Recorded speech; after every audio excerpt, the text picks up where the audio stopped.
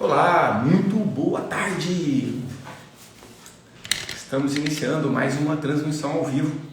Hoje não, né? Que a gente já teve uma aula hoje cedo, mas agora à tarde com um assunto um pouco diferente, que é a nutrição. Qual a importância da sua alimentação na sua saúde? A gente fala aqui muito de uma saúde integral, ou seja, de uma saúde que considera toda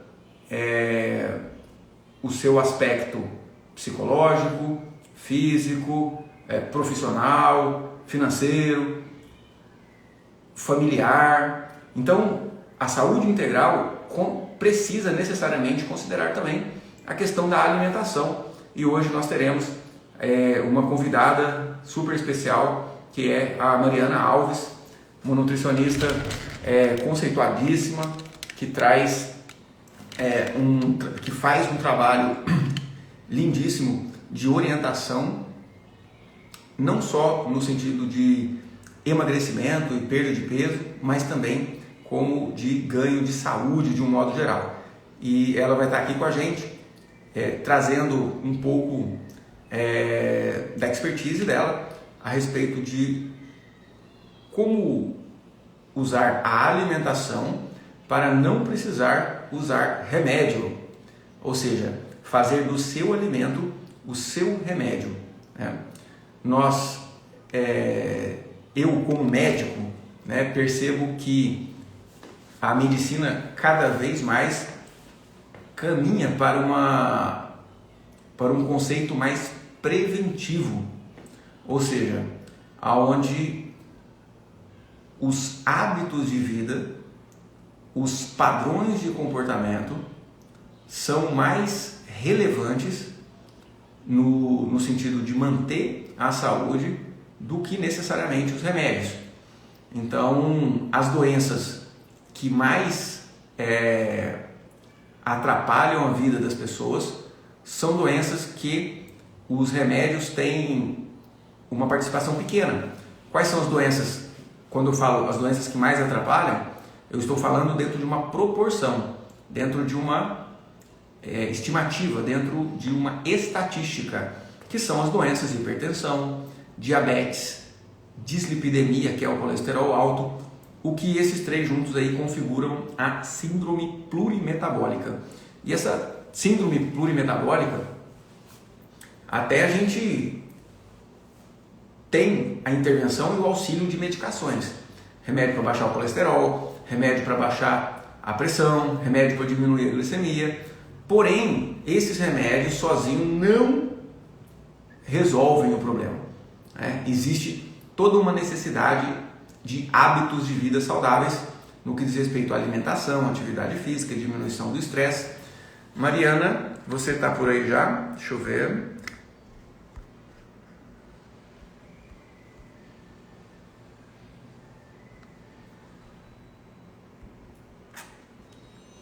Tá aqui com a gente já. Mariana Nutri para entrar. Olá, Oi, Mariana. boa tarde. Boa tarde, seja bem-vinda. Obrigada, é um prazer estar aqui, ter esse convite, né? A gente já conhece as famílias, atendo muito seus familiares. Sim. E estou muito honrada com esse convite para falar de um tema que eu adoro, né? Que é o que eu faço no consultório hoje, é tentar passar isso para as pessoas, né? Faça do seu alimento o seu medicamento. Sim, que maravilha. Muito obrigado por estar aqui com a gente, trazendo aí o seu conhecimento. Eu estava justamente comentando que atualmente as doenças que estatisticamente mais matam, mais levam a adoecimento, a internação, a afastamento do trabalho, são doenças que são muito causadas por hábitos de vida, que são a diabetes, a hipertensão, o colesterol, e através da mudança do hábito de vida é que essas doenças conseguem ter um resultado razoável, visto que as medicações ajudam, mas não resolvem, né?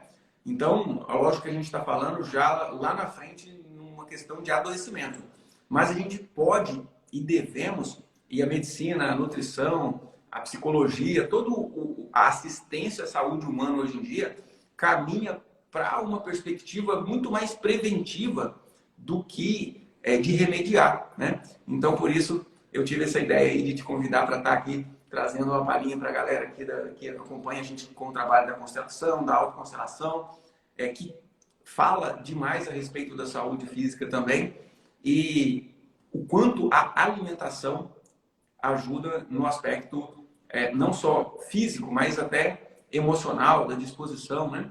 E aí, Mariana, o que você vê que é o maior problema da maioria das pessoas em relação à alimentação? O que mais a gente pode trazer para o pessoal aí sobre essa perspectiva de uma alimentação preventiva à saúde?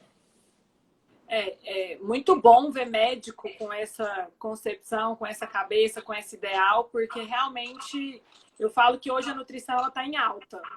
A gente, cada dia que passa, está entendendo que comer de forma saudável é a melhor forma de você ter uma vida saudável, envelhecer de uma forma saudável. Então, eu bato muito nessa tecla, comer comida de verdade. Infelizmente, hoje a gente tem a indústria que domina. Eu falo que o mesmo dono do supermercado é o mesmo dono da indústria farmacêutica. Então, eles ali são aliados e a gente sabe que dinheiro muitas vezes corrompem muito as pessoas e leva a sociedade a acreditar que a bolacha recheada, que o suquinho, que isso, por um jogo de marketing, às vezes, é saudável. Infelizmente, a gente tem essa indústria que é muito forte, mas eu, como nutricionista, eu falo para todos os meus pacientes que entram no consultório. Muito além da estética, de buscar um corpo ideal, a gente tem que buscar a saúde. E eu acho que a saúde ela começa aqui para refletir no corpo. Então, quanto mais consciência a gente tiver de ir no supermercado, de olhar o alimento, de olhar os ingredientes e não só o preço, essa maturidade sempre vai trazer para a gente saúde. E eu acho que a gente tem que... Eu propago muito isso e acredito muito nisso. E gosto muito quando as outras profissões também entendam e falam sobre isso, porque a gente ainda é muito pequena, a nutrição ainda é muito pequena, né?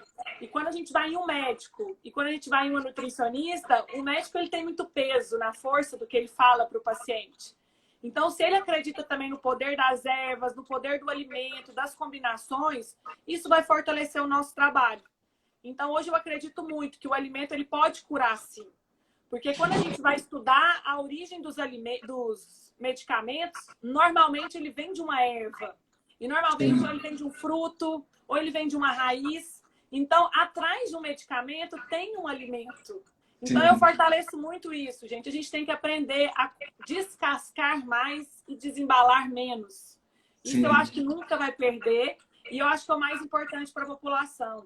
Quanto mais saudável você comer, quanto mais comida natural você comer, menos patologias, igual você citou no início da live, síndrome metabólica, hipertensão, diabetes tipo 2. Era algo que a gente não via em criança antigamente. Sim. Era algo que a gente, nas escolas, era difícil a gente ver uma criança obesa, uma criança com hipertensão. Agora não. Está frequente isso. E você fala melhor do que eu também sobre a parte neurológica também, a parte da psiquiatria. As doenças estão muito correlacionadas, né? Sim. Tanto o colesterol alto, quanto a hipertensão, quanto a diabetes, são doenças que causam o adoecimento de artérias. E as artérias irrigam com nutrientes e oxigênio todo o nosso corpo, principalmente o cérebro. O cérebro é o nosso órgão que mais carece de um suporte de nutriente e oxigênio constante. E quando é interrompido esse suporte, esse abastecimento de oxigênio e nutriente pelo entupimento, pelos microinfartos, né? Pelos microentupimentos de artérias, de pequenas artérias no cérebro, isso é óbvio que vai não só diminuir a capacidade intelectual, a capacidade de memória em um adulto, como vai impedir uma criança um adolescente de ter um desenvolvimento neuropsicomotor, intelectual, habilidade social normal. Vai, com certeza, bloquear o desenvolvimento. E aí você junta nisso aí o excesso de equipamento eletrônico, o excesso de jogo, a ausência de diálogo, aí, nossa, né? A falta do tempo. Sim. Normal. O que eu vejo muito hoje no consultório é relatos de... Antigamente as mães não eram tão ativas no trabalho. E hoje as mulheres estão super ativas, estão tendo carga horária competitiva com o do homem. Isso é muito bom para nós mulheres, mas ao mesmo tempo a nossa carga ainda de mãe, mulher, esposa, dona de casa, muitas vezes a gente se apega ao rápido, né? Por conta do tempo, por conta da comodidade. E isso está refletindo muito nessas crianças que estão doentes, né? Logo cedo, porque a saúde da criança ela é muito forte, né? Mas hoje em dia a gente vê que a criança ela falta pouco, assim, já está entrando na adolescência com alguma patologia que a gente sabe que é muito por sedentarismo, excesso de eletrônico e uma alimentação errada. Então, infelizmente, a população a gente não tem uma educação básica para ensinar as pessoas a comerem. Passa muito despercebido isso. Então, para os nossos pais passaram despercebido da escola, para a gente também. Hoje eles já mudaram um pouco. Com a questão da cantina mais saudável, tendo educação nutricional na escola, as crianças estão mais conscientes. Mas como não tem a prática, muitas vezes em casa, isso passa despercebido. Então, a criança ela aprende sobre a fruta na escola, mas os pais não comem em casa. Os pais comem o suco de caixinha, que falam que tem fruta ali. Então, infelizmente, essa falta de diálogo e essa adesão ali, todo dia, falar, fazer essa educação nutricional em casa está sendo falha. E por isso que eu vejo hoje a população pequena, doente e ficando também um adulto impossibilitado de muitas outras atividades por conta disso, porque não aprendeu a comer comida de verdade. O paladar nosso, a gente sabe que é super adaptativo. Mas se a gente adapta a comer industrializado, para a gente... Eu falo que é progredir, não regredir. A ter hábitos de comida natural é muito difícil, porque o cheiro da batata, o cheiro do hambúrguer, não é o mesmo cheiro do alface, infelizmente. Sim. Então, Sim. a gente vai muito pela sensação, a gente come por emoção. Você sabe muito disso, as pessoas comem muito por emoção. E por comer por emoção, a gente acaba indo por isso, pelo paladar, pelo olfato, e se prende muito no fast food e no industrializado. Sim, na evolução da humanidade, os grupos, né, as tribos, os grupamentos humanos precisavam ter uma otimização do alimento, porque o alimento tinha uma certa escassez. Então, ficou natural ao sistema de recompensa, ou seja, um sistema que causa prazer no nosso cérebro, que tivéssemos mais prazer com alimentos gordurosos, que são mais calóricos, e mais prazer com carboidratos, que são mais calóricos, muito mais do que as frutas, as fibras, as verduras.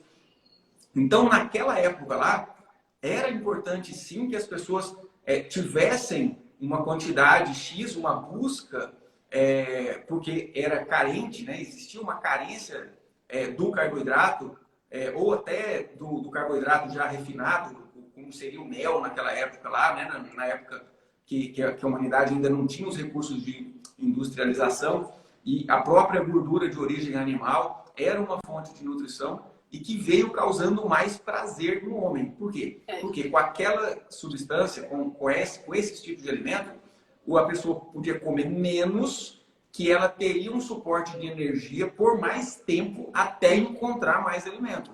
Só que a humanidade já não tem mais esse sofrimento de falta de achar o alimento, né? E aí, porém, o nosso cérebro não entendeu, não sabe que a humanidade evoluiu e que a gente não precisa desesperadamente buscar alimentos mais calóricos para sobreviver. Hoje em dia, o alimento não é mais uma questão de sobrevivência, mas o cérebro não sabe disso. É onde o prazer vai no 12 quando come gorduras e carboidratos.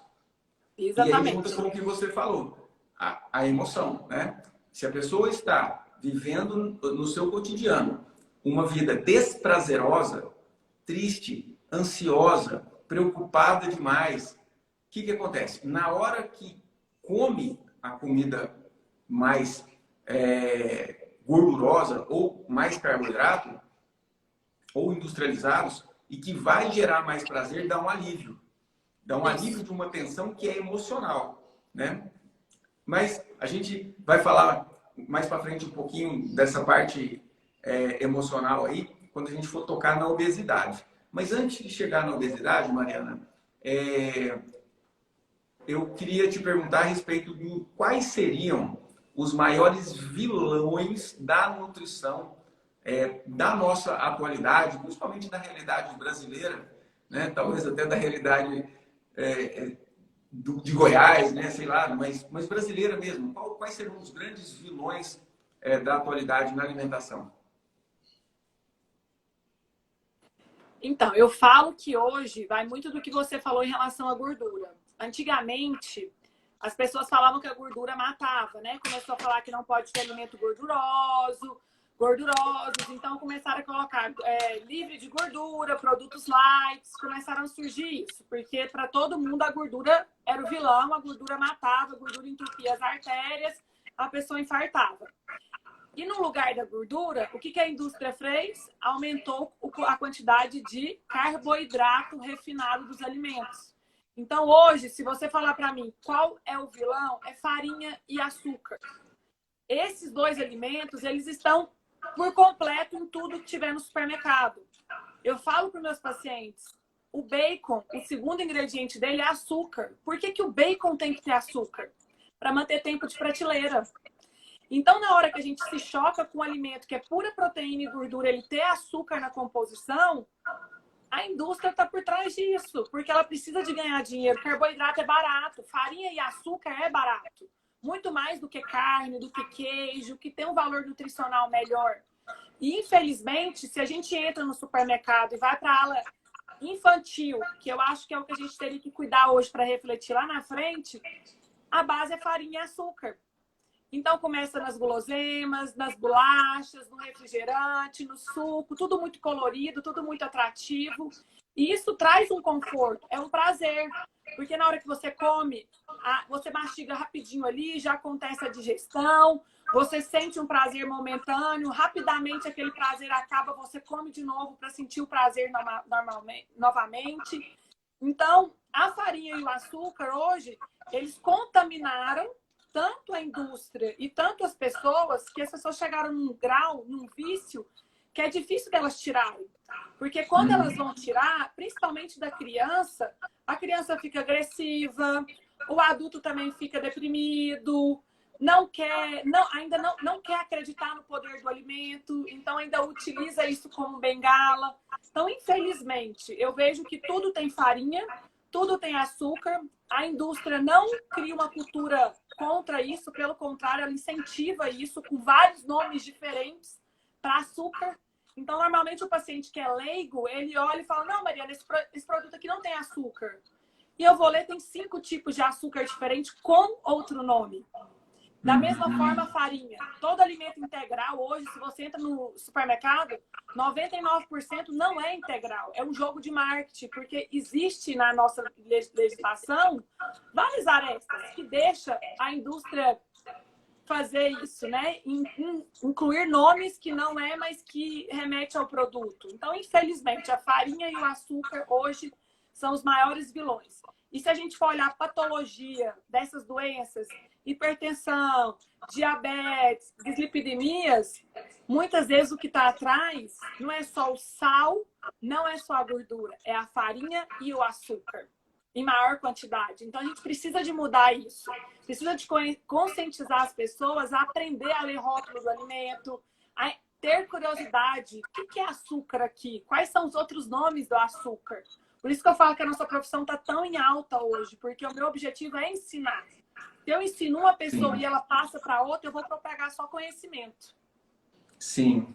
E a gente percebe também que a indústria, ela busca oferecer o que as pessoas querem também, né? Então, as pessoas buscam esses tipos de alimentos e a indústria tem uma demanda, eles querem ter lucro, então eles colocam na prateleira. Então, tá aí está o papel fundamental da conscientização, da educação alimentar. Inclusive, pessoal, quem tiver alguma dúvida para Mariana trazer a resposta aqui para a gente sobre a nutrição, sobre algum tipo de alimento, tem esse quadradinho aí, ó, com uma interrogaçãozinha, você clica nele e você coloca a dúvida que a gente vai abrir os boxes de pergunta aqui daqui a pouquinho. E não esquece de clicar nesse aviãozinho, chamar as pessoas que você ama, que você gosta, principalmente as pessoas que você vê que você ama, que você gosta e que está precisando de um tipo de conhecimento desses, que às vezes estão obesos ou estão enfrentando a hipertensão e o diabetes com dificuldades. Toda essa verdade que é trazida aqui é muito libertadora para a saúde. Então, tá, Mariana, açúcar e carboidratos refinados. No hábito alimentar do brasileiro de hoje, quais são os alimentos que mais contêm açúcar e carboidratos que precisam ser evitados? O que mais contém hoje, maior volume, são os cereais, né? Mas não cereais in natura. Todo mundo condena muito o arroz na dieta, quando quer emagrecer, tira o arroz. Mas continua com pão, continua com a torrada, continua com a bolacha. E são esses alimentos que a indústria coloca à mão que realmente são os vilões. Porque além de ter a farinha e ter o açúcar, eles ainda têm a quantidade de sódio para manter o produto ali na prateleira.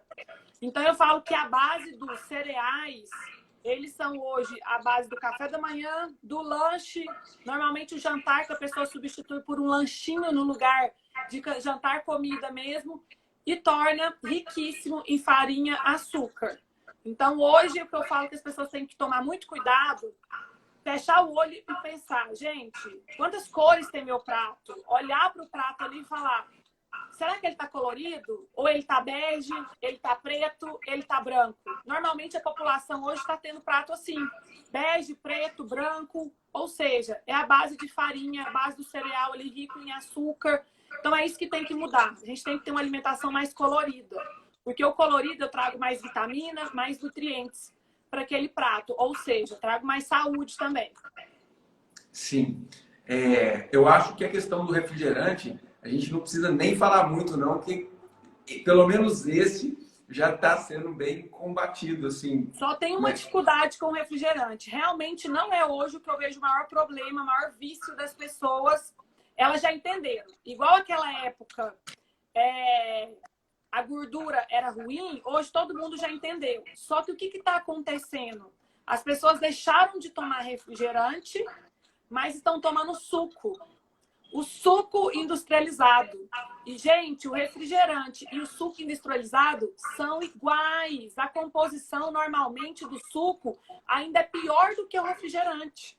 Porque os refrigerantes cola, os refrigerantes escuros, eles têm o caramelo 4, que a gente fala que é um estabilizante super cancerígeno, muito estudado hoje. Então, a indústria condena muito. Só que o suco, se o refrigerante ele não é caramelo, ele não é preto, não é cola, eles não têm esse caramelo. Mas o suco, ele é riquíssimo em vários tipos de açúcar estabilizante para manter ele na prateleira e ele não perder. Porque quando a gente faz, por exemplo, um suco de laranja, se a gente não toma ele na hora, depois ele não fica ruim. Como é que o suco lá da Tetra Pak, ele fica bom por 1 ano, 2, 3, tem uma data de validade igual leite, né? Leite da vaca, de manhã para a hora do almoço, ele já azedou.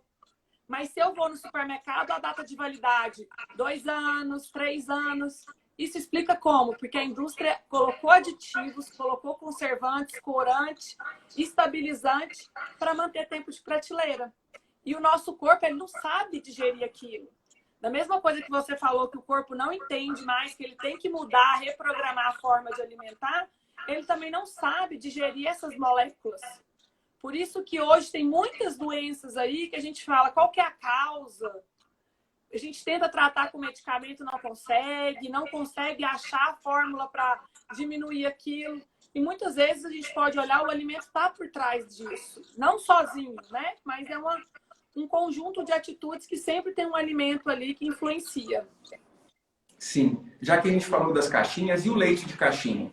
Pois é, esse é outro. É o problemático também, porque o problema é ler, gente. Se o alimento, se o leite, ele é leite, ele teria que ter o quê no ingrediente? Apenas o leite da vaca, né? Mas não. Eles colocam os estabilizantes, os conservantes, dilui aquele leite, coloca o sabor de leite, mas na verdade você não está tomando leite ali, é uma fração mínima. Normalmente o leite de vaca de caixinha, eles têm 30% de leite. O restante são diluídos e saborizantes que vão dar aquele sabor do leite. Sério mesmo? Eu não sabia, você acredita? Olha que eu sou médico, hein? Tá vendo? Eu não sabia. Eu sabia que tinha água ali, mas que era só 30% de leite, eu tô... Algumas qualidades, por isso que você pode olhar muito por preço. E o melhor leite que tem realmente é o da vaca, que a gente tira, faz uma pasteurização e depois consome. Só que ele perde muito fácil. Se a indústria fosse vender dessa forma, ela iria ter prejuízo. Então, existe hoje muito fácil no mercado, se você for comprar leite, você tem que comprar ali naquela parte que fica a manteiga, na parte refrigerada, porque existe o leite A2, A2, o leite tipo 1, leite tipo A, que a gente fala, que é o leite que só tem como ingrediente leite. Ele só passa por uma pasteurização. Então, assim, você abriu ele hoje de manhã, no máximo em 48 horas ele perde, ele azeda, porque ele não tem estabilizante. E ele não é naquelas caixinhas. Normalmente ele é no vidro ou se não no plástico. Tá, então para quem gosta de leite, quer continuar tomando leite, vai procurar no supermercado o de saquinho, tipo A. Saquinho ou refrigerado, sempre refrigerado. Existe ele no saquinho, existe ele no vidro, existe ele no plástico transparente. E é o leite tipo A, o leite tipo 1, o leite A2, A2. São essas 3 formas que você encontra que são os leites mais puros. Maravilha. Ou da vaca, ferver umas 2 vezes, tirar aquela borrinha e depois consumir. Ótimo. Então o leite ele não é problema, gente. O problema se chama o leite que você compra lá no supermercado de caixinha, porque ele não é leite. Ele é uma bebida com sabor de leite. Bebida láctea, né? Justamente. É isso daí. E o iogurte também, né? É, porque a gente compra iogurte achando que ele é proteico, mas na verdade a base dele é carboidrato. Sempre colocam um aditivo de açúcar ali, para ele ficar mais barato e não perder com tanta facilidade, porque a proteína perde muito fácil, né? Carne, se ela ficar fora da refrigeração, ela perde. O leite também, o queijo e a mesma coisa com o iogurte. Só que aí existe agora sabor cheesecake, sabor doce de leite. Eles colocam marketing em cima, né? Tortinha de limão. Na verdade, aquilo ali é carboidrato puro. Eu estou abrindo as perguntas aqui.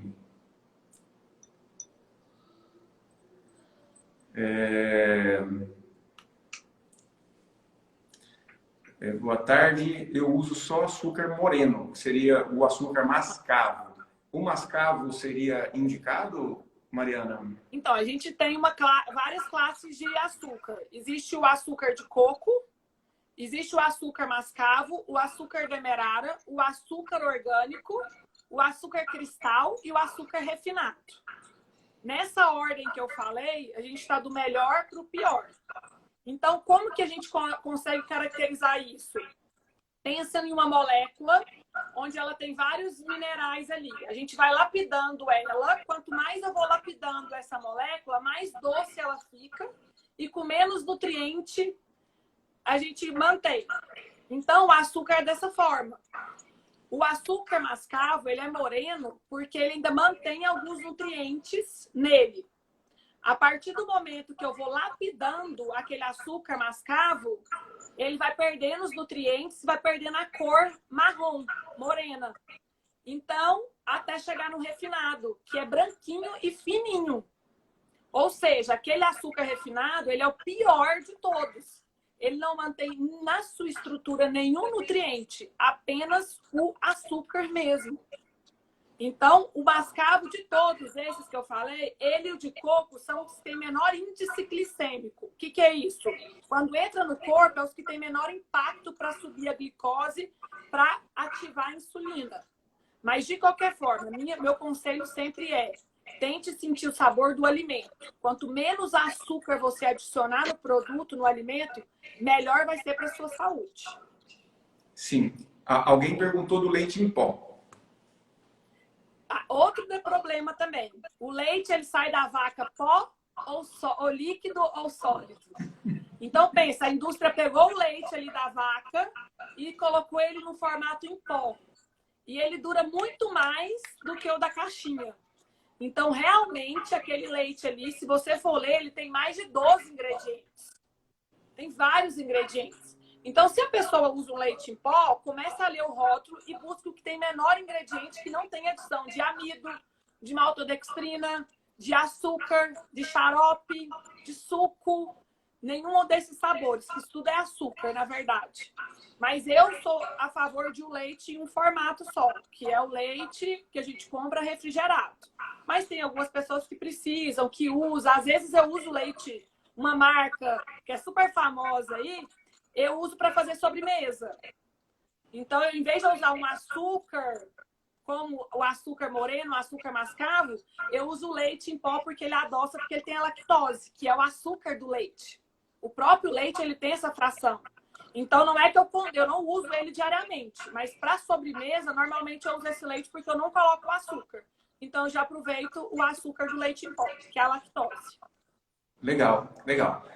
Algumas pessoas estavam perguntando o tema aí, eu até fixei o tema: seu alimento, seu remédio. Ou seja, a gente tem saúde, ou seja, a gente não adoece com os nossos alimentos. Então, a gente veio falando aqui um pouco dos vilões dos alimentos que mais atrapalham a saúde, né? Então, predominantemente os carboidratos, principalmente os refinados, e as gorduras, né? Os refinados, os cereais que são adicionados, os refrigerantes, os leites de caixinha, esses todos são vilões, né? Tudo que tem farinha e açúcar na base são os piores. Tá. E a gente vai falar daqui a pouquinho sobre o controle do peso, mas antes, o meu público aqui, eu sou psiquiatra, sou terapeuta, então muitos que me seguem buscam a questão do equilíbrio emocional, de diminuir o estresse.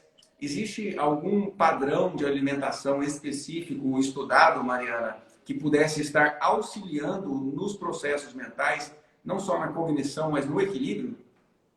Não tem uma dieta, não tem um padrão fixado, né? O que eu vejo muito da minha prática hoje é a gente tentar usar uma alimentação anti-inflamatória, rica em antioxidantes. Então, o que é isso, gente? É aquela base que eu falei para vocês da alimentação colorida, onde a gente consegue adicionar um alimento que ele tem na sua propriedade, ele ajuda tanto na biogênese mitocondrial, como também a diminuir o processo inflamatório.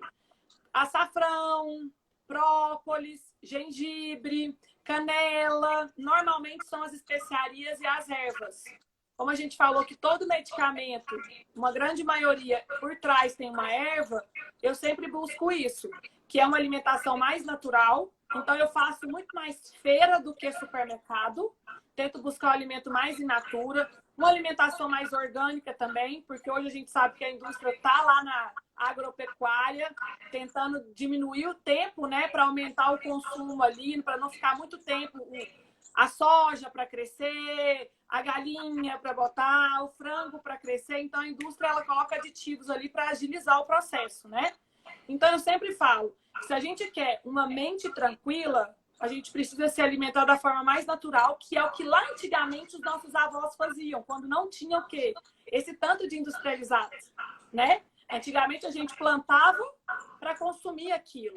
E a gente tem que resgatar isso. É consumir o mais in natura possível os alimentos e tentar colocar esses fatores nutricionais, que é essas especiarias. Coloca num suco, coloque em uma sopa, coloque um caldo, coloca no feijão, coloca na salada. Dessa forma, você vai agregar mais nutrientes, mais cores, ou seja, vitaminas, minerais e vitalidade, né? Existe um livro de que eu gosto muito. Então, quem tiver a curiosidade de ler, vai entender muito isso que eu estou falando, que chama Dieta da Mente. Não sei se você já viu esse livro. Ele é fantástico, gente. É um livro super prático, mas que ele fala muito sobre como a alimentação influencia hoje na nossa cabeça. Que legal, que legal. E os pães integrais? Alguém perguntou. É outro jogo também da mídia, né? Leia os rótulos e comece a entender. Normalmente o pão ele é dito integral se ele tiver uma fração de qualquer farinha, 15% ali for integral, a gente já pode caracterizar ele como integral. Mas normalmente, esses pães, quando a gente chega no supermercado, ele diz ser integral, mas o terceiro ingrediente dele é o açúcar e o segundo é a farinha de trigo enriquecida com ferro e a farinha de trigo tradicional. Então, assim, o que ele menos tem são farinhas integrais. O que ele mais tem são as farinhas que é enriquecida, que é o jogo do marketing, ou o açúcar. Fora isso, tem o quê, gente? Que pão tem muito pão de supermercado. Anti-mofo, anti-fungo. Porque senão perde muito rápido. Se a gente compra um pão francês hoje de manhã, à tarde ele já está duro. E no outro dia ele já mofou, dependendo da temperatura. E como que aqueles pães integrais eles ficam ali no supermercado? Porque tem esses aditivos.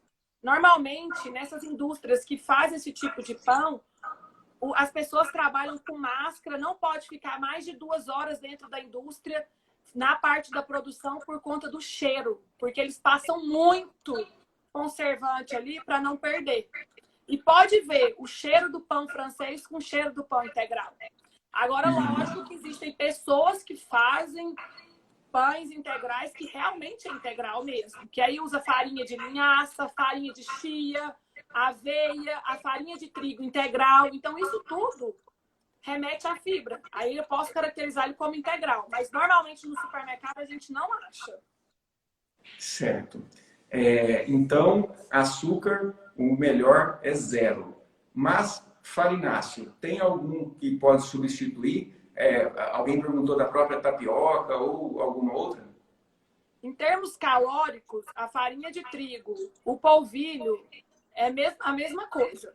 A diferença é porque a farinha de trigo tem o glúten, e hoje se estuda muito o glúten como processo inflamatório. Algumas doenças, principalmente doenças reumatoides, a parte também sinapses, a parte cerebral, muito é assimilado com o excesso do consumo de glúten. Então, a única diferença é essa. Muitas vezes, nós, nutricionistas, colocamos a tapioca para tirar o glúten. E aí, a gente enriquece ela com uma chia para ela melhorar o teor de fibras. Porque a tapioca, por si só, não é rica em fibra, né? O polvilho. Mas existe o polvilho, existe a aveia, existe o psyllium, o gergelim, sementes de chia, de linhaça. Hoje tem o gergelim é um dos mais estudados hoje também para diminuir colesterol junto com a linhaça. Então, existem essa outra classe que vale a pena a gente adicionar na alimentação para melhorar o teor de fibras também. Maravilha, maravilha. Deixa eu ver aqui o boxinho de pergunta, que está cheio de pergunta aqui. Olha que pergunta interessante. Da Gislaine. Estou entrando agora, fale sobre o jejum intermitente. Conta pra gente aí. Acabei de terminar uma maratona sobre jejum, que a gente ensinou as pessoas a fazerem o jejum durante 14 dias. Eu sou a favor do jejum, mas não com o objetivo de emagrecimento. Eu sou a favor do jejum para a gente ter saúde. Hoje se estuda muito o jejum para a gente diminuir a compulsão, para a gente diminuir aquele vínculo da emoção com o alimento. Então, a gente tem que ter vida sem estar alimentando ali. Porque hoje, o que a população faz? Se ela está triste, ela come. Se ela está feliz, ela come. Se ela ganhou, ela come. Então, tudo é motivo para comer. E, normalmente, não é com qualidade. Então, um jejum feito da forma correta, quebrado com alimentos de forma correta, ele é super benéfico para a saúde, para o sono, para o intestino, para a memória, para a concentração e também para o emagrecimento. Mas com o jogo de marketing, todo mundo está utilizando o jejum para emagrecer. E aí faz ele de forma errada, termina comendo pão, termina comendo alimento com alto teor de carboidrato. Isso traz uma descarga muito ruim para o corpo e depois lá na frente gera uma compulsão violenta. Aí tem muita gente que me fala, Mariana, não faço jejum, quase morro depois de compulsão. Realmente é porque não aprendeu a fazer da forma correta. Isso demanda um tempo, gente. Ninguém pode sair de um dia para o outro fazendo jejum. A gente tem que melhorar a alimentação, entender quais os alimentos a gente deve colocar antes, durante e depois do jejum, para aí sim começar a fazer o teste. E gradativo. Existe jejum de 8 horas, 12 horas, 18, 16, 24 e por aí vai. Certo. E qual que é o jejum ideal para a finalidade de saúde, né? Se para emagrecer não tem grande função, eu fiz uns dias atrás aí um para fins espirituais, fiz meio assim sem muita regra, mas para fins de saúde, qual seria o jejum ideal? A gente tem que respeitar muito a individualidade de cada pessoa, né? Então, cada uma vai ter o seu ideal. Mas, normalmente, os estudos que colocam o jejum como saúde, normalmente eles são feitos em média de 16 horas. Então, sempre os estudos utilizam essa média de 16 horas de jejum seguidas e aí eles começam a colher o resultado disso. Legal. E esse jejum seria um jejum só de alimentos sólidos, liberado líquido, ou líquido só água? Como que é essa parte? Existem dois tipos de jejum, o jejum metabólico e o jejum calórico. Normalmente, quando a gente fala de jejum intermitente, é o jejum calórico. Então, durante o jejum, você não coloca nenhum alimento que tenha caloria. Então, vale água, café e chá puro. Ah, Mariana, eu posso adoçar? Não é vantagem você colocar uma química para dentro do corpo num período onde você está em jejum. Então, o ideal é o alimento in natura mesmo, sem nenhum aditivo. Então, normalmente a gente trabalha com água, café e chás. Mais chá do que o café e a água tem que ser uma quantidade boa. Porque normalmente se a pessoa faz o jejum e não se hidrata, ela passa mal por conta do processo de desidratação. Porque toda vez que a gente se alimenta, o alimento por si só, ele tem uma fração de água. Então não deixa a pessoa desidratar. Mas no período do jejum, se a pessoa esquecer disso, ela pode ter fortes consequências com a desidratação. Algumas pessoas até desmaiam por conta disso. Sim. Em especial, quando faço jejum, sinto muita falta do sódio. Ou seja, me dá uma dorzinha de cabeça. Como é que eu posso resolver isso? Quando a pessoa já faz o jejum avançado ou de várias horas seguidas, realmente a gente precisa de eletrólitos para manter justamente isso, né? A gente precisa desse formato de energia. Então, a gente suplementa sal. Fala para a pessoa colocar um pouquinho de sal na água e tomar. Mas tem que ser muito bem orientado, gente, porque senão você pode colocar uma quantidade grande de sal para dentro, isso descompensa muito e você pode ter efeitos colaterais e até para UTI, dependendo da quantidade do volume. Sim. Mas normalmente é com sal mesmo, a gente adiciona o sal na água. Não mais do que 1 grama nas 24 horas. Não mais. E sempre fracionado. Eu nunca vou chegar no jejum e colocar no momento, uma quantidade grande de uma vez. Então, eu consigo fracionar isso em 3 etapas. Mas sempre são jejuns maiores. Jejuns de 18, 24 horas, a gente suplementa. Jejum de 12 horas, 16, normalmente não precisa. O paciente não precisa disso. Maravilha. Maravilha. Então, vamos agora para o assunto que eu acredito que está muita gente esperando aí, sobre a dieta, né? Sobre a reeducação alimentar para perda de peso, com esse objetivo. Então, tem esse período, né, onde a pessoa vai dar uma apertada na alimentação, low carb, aí o que é o ideal hoje em dia? Antes de falar disso, uma pessoa perguntou, e não foi só uma, foi várias, perguntou da banha de porco, né? Você falou que teve uma época que a gordura era abominado e tal. E aí, de repente, veio banha de porco, que é bom e não sei o quê. Qual que é a verdade em relação a isso? Antes de falar da questão a banha da de perda porco, de peso. gente, ela é uma gordura saturada de origem animal. Antigamente, os nossos avós, eles não tinham acesso ao que a gente tem hoje do formato de indústria, então tudo era mantido na banha. Fazia uma carne e mantinha ela na banha para não perder. E ainda utilizava essa banha para fazer os alimentos. Só que essas pessoas que utilizavam a banha de forma contínua, que eu falo que eram meus avós, eles plantavam, colhiam, dormiam por volta das 6 horas da tarde, acordava 4 horas da manhã, andava na fazenda ou andava na cidade, não era de carro, não tinha poluição, não tinha o estresse de hoje. As pessoas, elas conversavam, elas brincavam, então elas não ficavam sedentárias. Elas faziam um trabalho de casa de uma forma muito puxada. Então, aquela gordura, naquele momento, onde não tinha o embalado, o industrializado, o excesso de açúcar e farinha, era ótimo. Não tinha problema. Porque a pessoa ela não era sedentária e nem tinha esses alimentos inflamatórios na rotina. Agora, hoje em dia, as pessoas querem colocar banha, mas continua na bolacha, no refrigerante, no suco de caixinha, no álcool, estressados, fumando, sedentários. Então, essa gordura, ela é vilã. Hoje, eu utilizo na minha casa, indico para os meus pacientes, o azeite.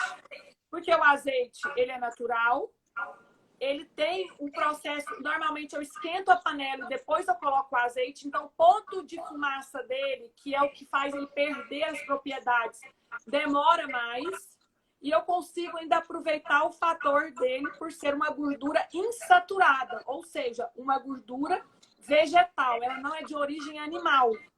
Então, eu hoje utilizo o azeite e acho que a nossa população ela tem que utilizar o azeite e não o óleo. Porque normalmente o óleo, ele veio de uma soja transgênica, ele veio de um milho cheio de aditivos também, ou ele veio do canola que a indústria criou. Não existe o canola. A canola a indústria criou para diminuir o colesterol.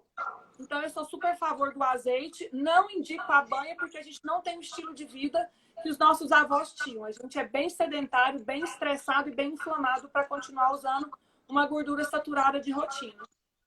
É o azeite de oliva, né? Isso. Aí existem 2 tipos. O acidez até 0,2, a gente tem que consumir ele cru, na salada. Ele é mais puro. E o azeite até 0,5 de acidez, que é super fácil você achar na frente ali no rótulo, a gente usa para fazer o alimento. Aquece a panela e depois coloca o azeite. Porque aí ele não perde as propriedades dele, que são positivas ao corpo. Maravilha. Maravilha. E para quem está em sobrepeso e quer uma dica para diminuir o peso, para melhorar a parte aí da alimentação com o objetivo de perda de peso, o que você orientaria de um modo geral? É óbvio que a gente está trazendo aqui, gente, um monte de orientações que são gerais, né? Gerais. Quem quer realmente perder peso, vai agendar com a doutora Mariana, vai procurar um nutricionista, vai realmente buscar um auxílio mais direto, principalmente para quem não está só no sobrepeso, para quem já chegou num parâmetro de obesidade ou que tenha diabetes, hipertensão, dislipidemia. Então, tem que ter ajuda do profissional. Nós estamos fazendo algumas orientações gerais que vão auxiliar, como a gente disse no início da live, como uma proposta preventiva, tá? Um objetivo geral, mas a gente sabe que todas essas orientações não dispensam o auxílio de um profissional bem capacitado. Vai lá, Mariana. A individualidade sempre é o diferencial para a gente no consultório, né? Ninguém é igual ao outro, todo mundo tem as suas particularidades. Mas quando o paciente chega no consultório e ele quer emagrecer, o primeiro passo que eu faço é retire ao máximo o industrializado, faça uma atividade física, mantenha uma hidratação adequada, porque normalmente a vontade de comer ela é mascarada pela sede. A gente está com sede, mas a gente vai lá e come e não bebe água. E eu falo para a pessoa ela manter um nível de proteína bacana, então ela alimentar, acordar, comer um ovo, junto pode ter o pão ou pode ter a fruta, mas que tenha uma proteína de qualidade. Na hora do almoço ela manter hábitos de salada crua, vegetais cozidos, diminuir a fração dos cereais, porque eles têm mais amido, menos vitaminas, menos minerais. Manter uma proteína magra, então filé de frango, uma tilápia, um ovo, uma carne vermelha magra. Incluir as frutas, todo mundo hoje coloca a fruta como vilão, não é vilão. Então, coloca a fruta com a castanha, a fruta com iogurte, a fruta com a semente.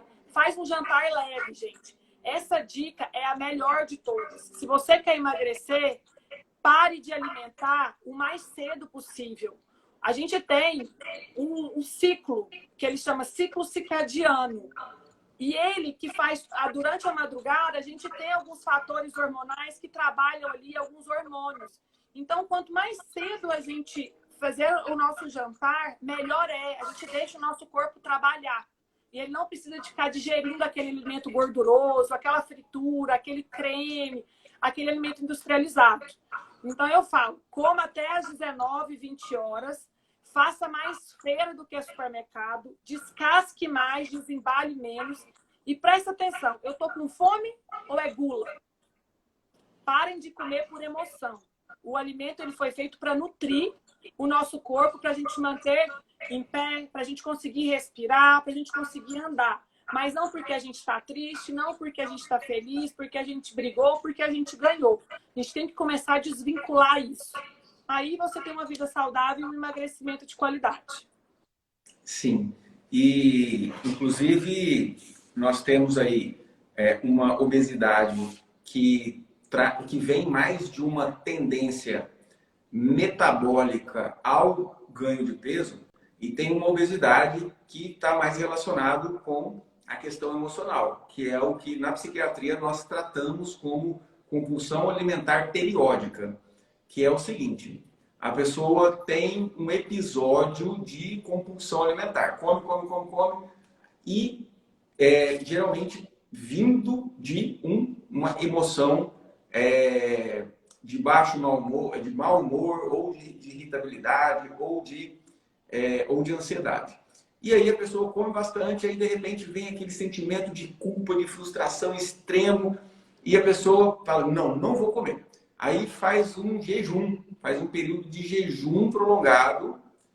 Por quê? Porque comeu demais naquele momento, no almoço, né? Aí passa a tarde inteirinha, até o comecinho da noite, por exemplo, 6 horas sem comer nada.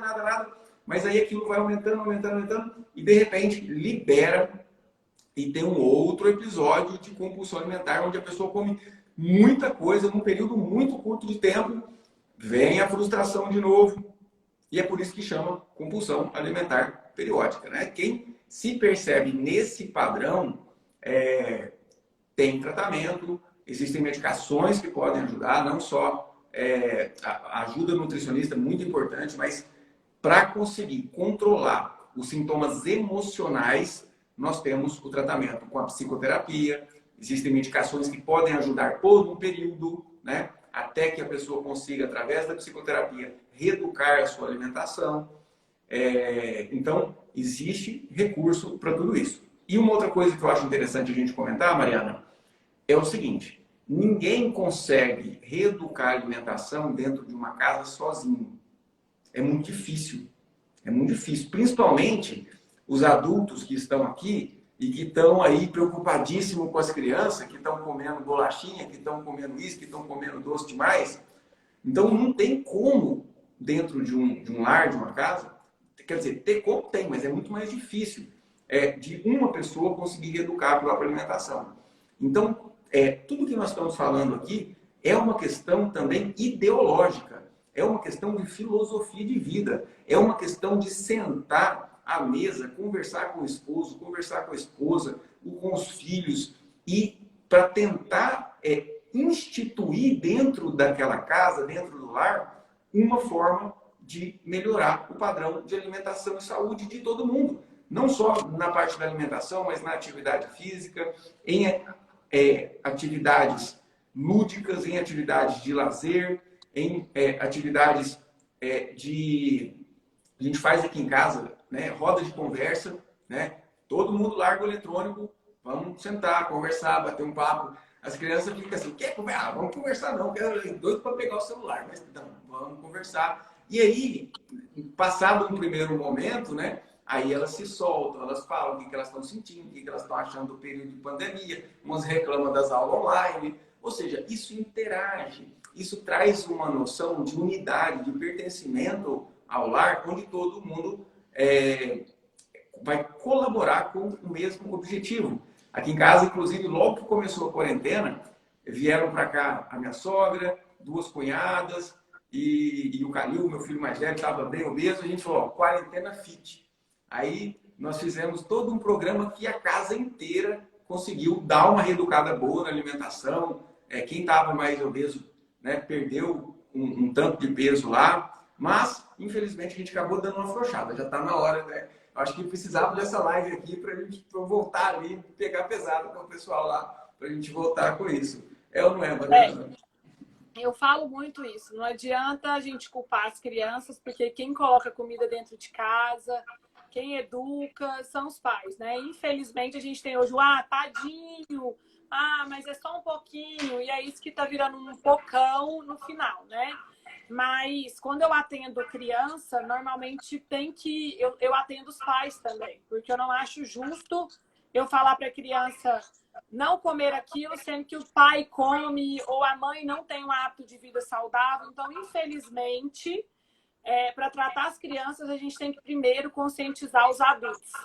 E hoje é os mais rebeldes. As crianças, elas dão um show, porque quando elas entendem aquilo ali, da forma lúdica que a gente trabalha com o alimento, elas colocam e se acham o máximo.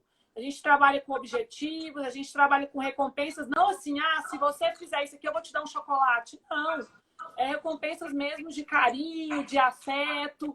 E a criança, ela se achar importante e ela ter aquele domínio do alimento dela, colocar ela na cozinha para fazer um bolo junto, para experimentar alguma coisa, aquilo ali é fantástico. Então, hoje, a família inteira, está todo mundo contaminado muito pela indústria.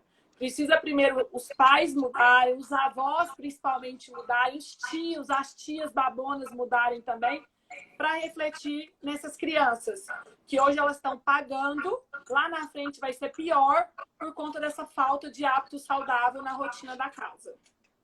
Sim, sem dúvida alguma. E aí, gente, estão gostando dessa live? Gente, eu estou adorando isso aqui, tá? O pessoal tá amando. Tem 1 milhão de perguntas aqui. Infelizmente, né, a gente já está nos minutinhos finais da live aqui, mas eu acho que a gente pode até marcar uma outra live depois, viu, Mariana? Porque o assunto rendeu, teve um tanto de perguntas. Eu acho que as nossas profissões, elas se encaixam muito nesse momento, né? A gente entendeu que essa pandemia, ela veio realmente para esse clichê do novo, né? Um mundo novo aí que veio, mas a parte da psiquiatria junto com a nutrição tem que andar alinhado, porque normalmente no consultório eu não posso falar que eu consigo tudo com alimento. Não, a gente precisa da ajuda do médico, da ajuda do medicamento, isso é natural. E se a pessoa entra no consultório e entende a necessidade de ter a ajuda de um psiquiatra, é fantástico. O resultado vem muito mais fácil, muito mais tranquilo. A parte da constelação também familiar, eu acho que ajuda demais. É algo que ainda é novo. A gente tem que bater muito na tecla, trabalhar muito isso, porque o resultado é fantástico. Então, eu acho que essa sintonia de psiquiatra, psicólogo, nutricionista, na verdade, todas as profissões, né? A gente tem que conversar mais, a gente tem que não é nem alinhar as coisas, é falar a mesma língua, não um criticar o outro, né? Hoje existem muitos críticos. Eu critico o médico critica o nutricionista, que critica o personal. E tem espaço para todo mundo. Então, ter médico que valoriza o alimento e ter nutricionista que sabe o espaço do medicamento é fantástico. Cada um no seu quadrado, em busca de um único objetivo, que é propagar estilo de vida saudável para todo mundo. Sim, porque os recursos existem. É só a gente buscar e acessar. E principalmente agora com a internet. E querer, né? Normalmente a pessoa ela não quer. Ela quer o milagre, ela quer porque o amigo emagreceu tanto, ou o amigo fez isso em tanto tempo. Por isso que surgiram, tá tão em alta, né? Os remédios, os hormônios. E na verdade a gente sabe que isso é um ciclo. Hoje você tem o resultado, mas amanhã você não tem. Você tem a consequência do uso daquilo. Exatamente. Gente, quem curtiu essa live vai ajudar a gente a propagar esse assunto. Vai printar essa tela aí, hora da selfie, tá? Vai printar essa tela, vai me marcar e marcar a Mariana. O perfil é @MarianaNutri. Como se diz? Mariana A Nutri. Mariana A Nutri. A é de Alves. A de Alves. Então, Mariana A Nutri. Então, me marca a Mariana, que a gente vai repostar do nosso perfil. Então, aquele sorrisinho para selfie, para vocês printarem. Show de bola. Mariana, muito obrigado mesmo pela sua presença aqui. E com certeza a gente vai ter outras oportunidades. Eu tenho certeza que o pessoal aí amou esse assunto aqui. A gente fala muito de saúde integral. E eu acho que estava faltando essa parte aí da alimentação para a gente deixar isso mais integral ainda. Muito obrigado. E qualquer coisa que precisar, eu estou na área aqui também. Eu que agradeço. Eu acho que quanto mais pessoas escutarem isso, entenderem, se sair daqui com um pouquinho já de conhecimento, isso é o nosso objetivo. A gente conversou muito, tem muitas dúvidas, pode ir no nosso Instagram, a gente responde. Sempre tem novidades, tanto no meu Instagram como no Instagram da minha equipe, que é a equipe Maria Alves, com você também. Então, assim, muito obrigada por esse espaço. E contem com a gente, mudem o hábito, gente, porque você é o que você come. E isso é muito bom, é muito fácil o acesso. E eu tenho certeza que se você mudar, o seu corpo ele vai reagir e você vai ser muito mais saudável. Que maravilha, maravilha. Então, pessoal, segue a Mariana lá, @MarianaANutri. Beijão no coração, gente. Fiquem com Deus. E tchau, até a próxima. Ó, daqui a pouquinho, às 17 horas, daqui a menos de uma hora, vai ter uma live aqui com a gente com uma experiência de autoconstelação da Renilda Vidal, que vai trazer a própria experiência com autoconstelação. Está sendo uma sequência de lives com alunos que está sendo fantástica. Daqui a pouquinho vocês são meus convidados. Um abração, Mariana. Até mais. Obrigado. Até mais. Tchau, tchau.